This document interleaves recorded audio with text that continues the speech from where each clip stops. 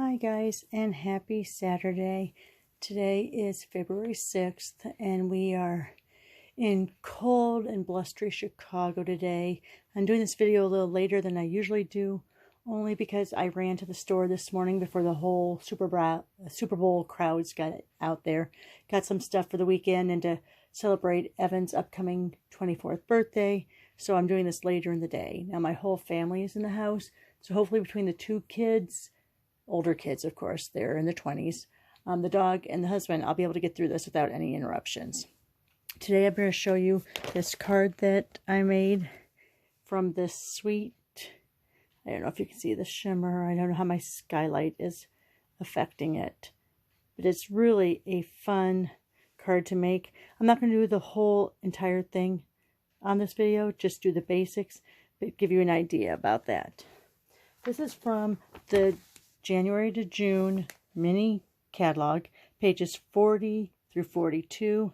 This is another suite collection that I actually got the whole entire suite. I've only done that once before, and that was with the Snowflake Splendor from last mini catalog, the August and December. But I had favorable reactions to every single piece of this, so I might as well get it, right?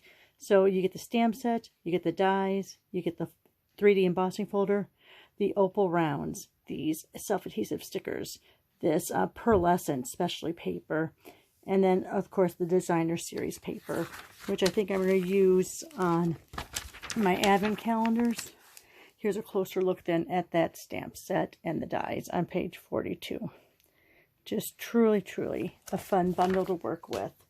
Okay, so I'm going to sit down here and we're going to go ahead and show you the different elements to this card. Okay, put this off to the side. Now on this card I used the Coastal Cabana Petal Pink and Balmy Blue, I believe this is. So I'm trying to use a lot of my retiring or upcoming retiring in colors. So for this card to recreate, I'm going to make it with the Purple Posy, the Rococo Rose, and the Seaside Spray. Okay, and this is your standard card size. As you can see, it is the 4 1/4 by 5 1/2.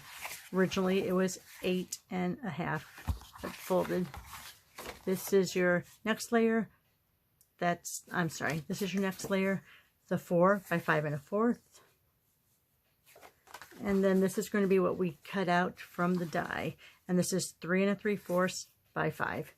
Now, realize that when you cut it with this die, I don't like to, since it's nature, I don't like it to be right in the center. I like it to fall off the edge. So this piece, you'll see when we go to cut it, you're going to see it's bigger than the card itself.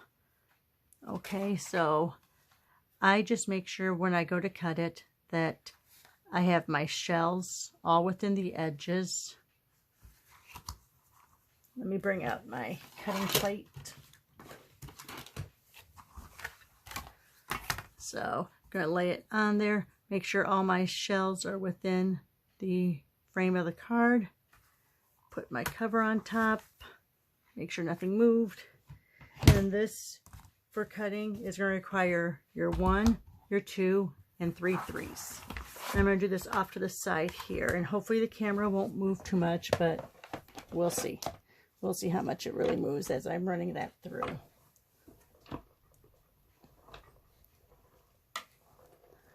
Ooh, quite a bit. Sorry about that. Take your Dramamine. Okay. So I'm going to go ahead, take that off. I mean, literally, the pieces just fall away, as you can see. Run your fingers. You don't even have to use take a tool pick with your brush end, because they all just naturally fall right out. Okay, so let me go ahead, put this off to the side, get all those scraps out, and throw them in the garbage.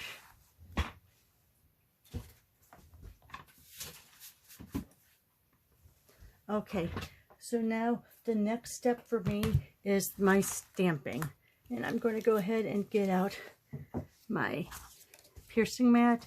And you can see I need to put a new cover over it, but I'm not going to right now because, you know, it's just going to get dirty again.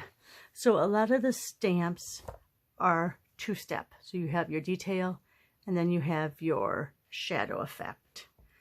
What I like to do is I like to do the shadow effect first. I'm sorry, the detail side first at full strength, and then do the shadow at second generation. So this is for this one right here. Just making sure before I stamp it that it looks like it got covered well. I'm going to stand up. And sometimes I like looking at this. I like having it the same way as my die so I can tell where that bottom, let me take that off, where that bottom is. So the bottom goes right here. And you can see that it outlines really well. Okay. I'm going to take that off. Your hands will get a little messy with this if you don't clean it off in between. And you know me, I don't clean things off in between. So on this one then, I'm going to look here and I'm going to go ahead and stamp that down to put a little color on the inside. All right, so that's that one. We'll put it off to the side. Sorry, I always do the smallest stamp in the darkest color. So that was Night of Navy we used on that. Okay, on my biggest one, then I'll use the next, what I consider darkest color. So we're going to use Pacific Point on this one. Now on this one, it's a pretty big stamp set. So see right there where it gets a little, you have to make sure that you kind of work your pad into it, just to make sure you get all those little nuances. And so now that looks good. I'm going to go over here, line up, push down, leave it on a sec. Not perfect, but you'll see in a bit that we're going to be adding some sparkle to it, so it's going to be okay the way it is there. Okay, next one we're going to be using is Seaside Spray. And we're going to use, let me put that on first. I know a lot of people push down on the 3 dots and then lift up. I like doing it more like a compact. Probably why I always have inky fingers. All right, so this is for this little one right here. So you're going to see how that goes right in there like that. Okay. And then I'm going to do my one off. Oops. And go over there. All right, so that's for that one. Close it up.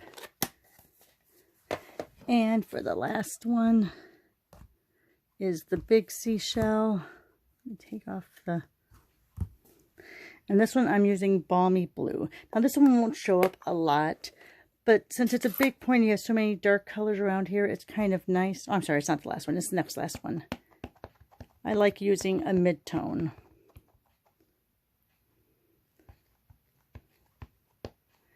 All right, and then we're going to look here, line it up, hang on to it for a second. And there you go, very light.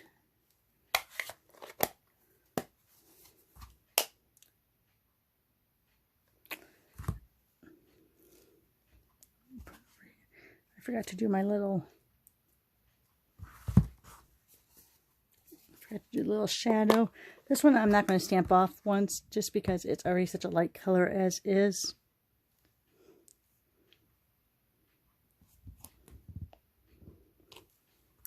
There you go.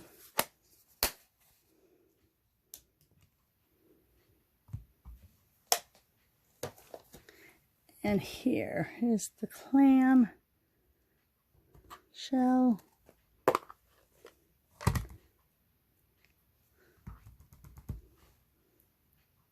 All right, and so as you can see from looking at this, the way the position is, that part is up near the top here. So we're going to go ahead, go down there, straight on it like that. Excellent. Look at that. That's perfect. And then we'll take the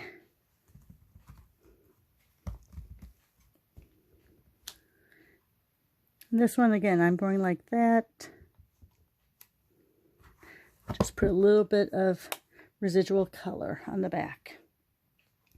Okay, the next fun part for this is the embossing folder. Let me go ahead and take this out of the way for right now. So the embossing folder, make sure you always have the Stampin' Up! On the top, lower corner, and then I like lining up just the fronds, because I think that makes it line up really, really good. So if you have your fronds lined up, you know that you're pretty well set. Now for an embossing folder, since it's a 3D, you're only going to use your 1 and your 4. So 1 and your 4. Let me run that through. The camera's going to move again. Sorry.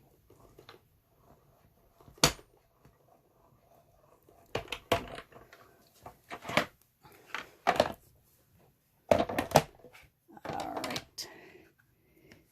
And then you can see it really a lot on the back.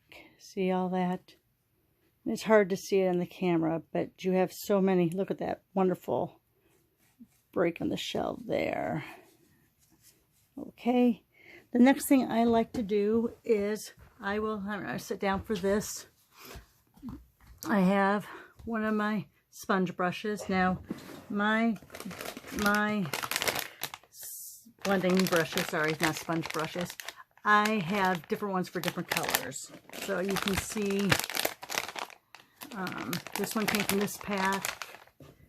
And then, so this way I have dedicated brushes for dedicated color groups. I'm going to go ahead and move this out of the way now. And you have to be careful because there are pieces that are going to be very, very delicate. So go ahead with your blending brushes. Some people like smashing them on the lid. I like going straight in there. Get some on there. Take some of that color off. And then what I do is I work in a circular motion to begin with.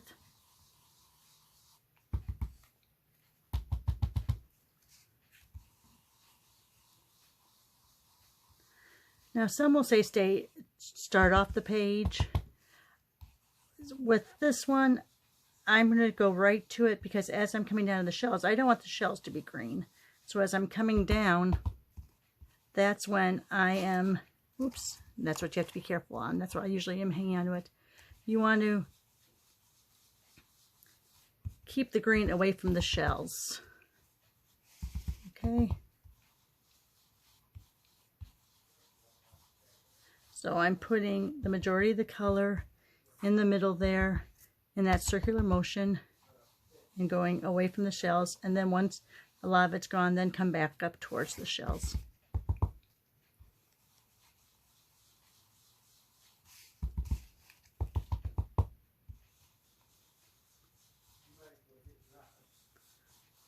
All right. Oh my gosh.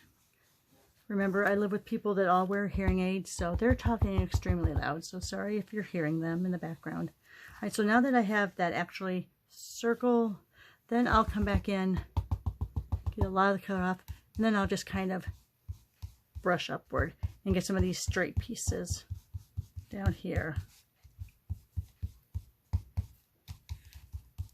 You want to be careful though. You don't want to do it too hard because you'll rip your die cut off. So let me go ahead and close that up. Let's see if we can take it away so you can see. See how it's just very much blended in. There's a little bit there that maybe I would do a little bit more there. Okay. Let me go ahead. And then the blending brushes, you just kind of will go over until there's no more color coming off. So it's going to look stained, but it really is not. It's not going to transfer the color with your next inking. Okay, the next thing I like to do is Love My Wink of Stella. So what I'm going to do is I'm going to come over, I'm going to squeeze it at first just to make sure that it's wet.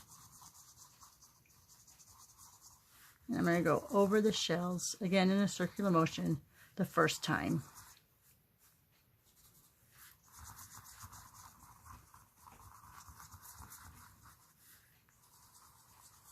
And since these are all in the blue scheme, it's really not going to muddy your color too much. Let me do a little bit more. And then I'm going to come across here and go on some of those fronds. Are they called fronds when they're in the ocean? I'm not sure. Alright, so then I'm going to come over here, squeeze again, and I'm going to go over a second time. I really want that to sparkle, especially in the circle there. Okay, that's going to be enough for now, I think. So let me go ahead and stand up so I can show you. I hope you can see that. It's just really gives it that, you know, sea look, that iridescent look.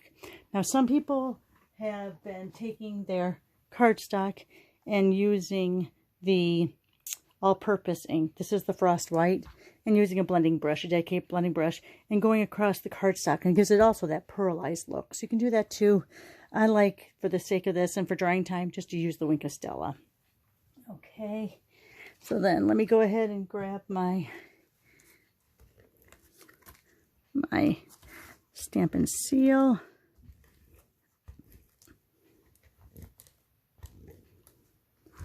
There we go. I'm not going to put any on the greenery part just because, remember, I have it going off the edge. So I'm going to, instead of centering this, actually bring it all the way down.